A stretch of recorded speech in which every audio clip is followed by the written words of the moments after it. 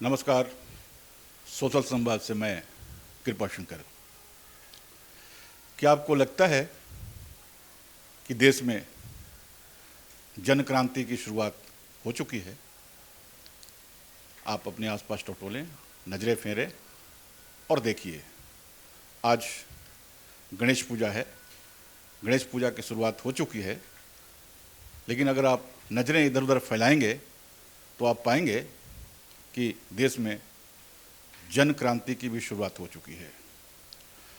और यह जन क्रांति मुख्य तौर पे दो लोगों के खिलाफ है, प्रधानमंत्री नरेंद्र मोदी और बिहार के मुख्यमंत्री नीतीश कुमार के खिलाफ।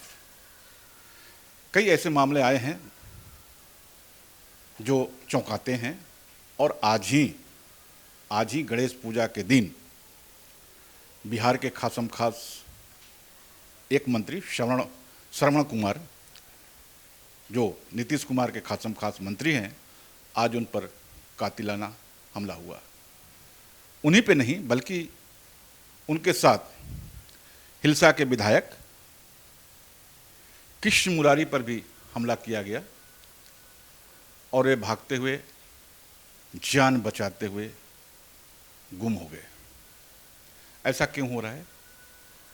ऐसा क्यों हुआ, ये आप सोचेंगे, लेकिन इस घटना से पहले ठीक 2 दिन पहले सोमवार को बिहार के शिक्षा मंत्री मंगल पांडे पर भी हमला हुआ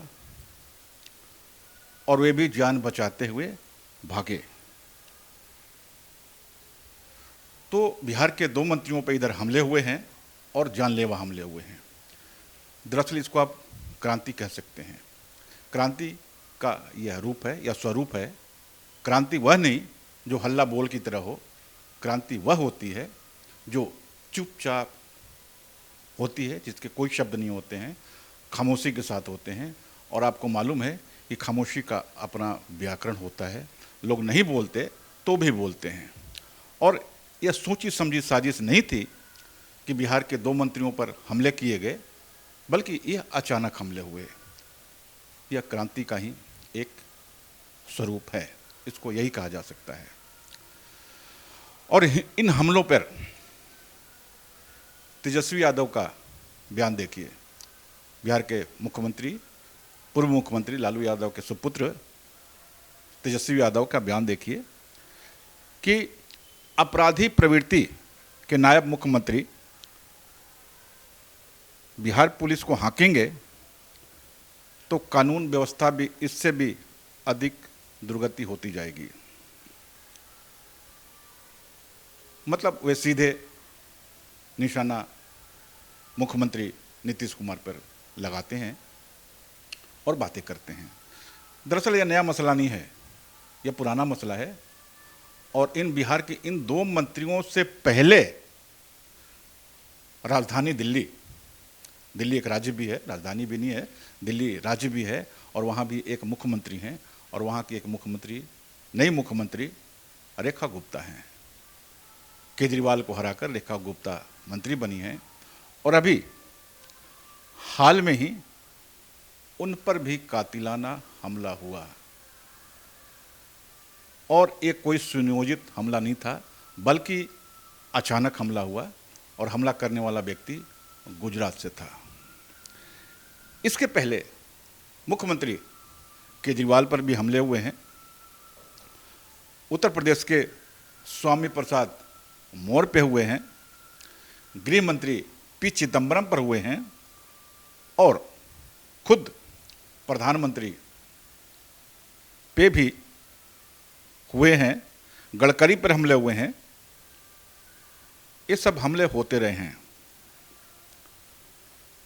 तो ये हमले अनायास हुए हैं, और इसको आप जन क्रांति के तौर पर देख सकते हैं। जन क्रांति है क्या? जन क्रांति जब आप किसी से वादे करते हैं, जनता के साथ वादे करते हैं, और उसकी पूर्ति नहीं करते, और जनता त्राही त्राही करती है, तो वह एक जन क्रांति का रूप लेती है। और वह कोई सुनियोजित नहीं होती, अचानक होती है। ये सब जो हमले हुए हैं, इधर आप 1 महीने के अंदर 3 हमले हुए, रेखा गुप्ता, मंगल पांडे और आज श्रवण कुमार, ये सब अनायास हुए हैं। कोई इसकी खबर नहीं थी। खबर तो अभी नहीं थी जब प्रधानमंत्री नरेंद्र मोदी पंजाब जा रहे थे और उनको बीच सड़क पर घेरा जाना था, और फिर उन दृश्यों को देखकर प्रधानमंत्री की गाड़ी, नरेंद्र मोदी की गाड़ी लौट गई थी।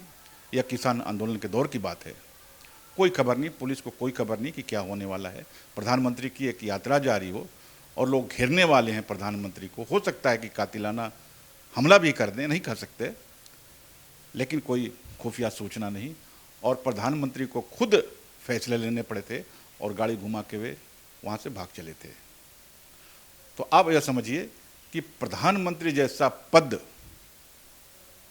भारत में किस हद तक गुजरा, खतरे के निशान में है। अभी बारिश का समय है, इसलिए खतरे का निशान हमने इस्तेमाल किया। तो ये जन क्रांति इसलिए हो रही है कि सब कुछ बिल्कुल धुंधला धुंधला सा है।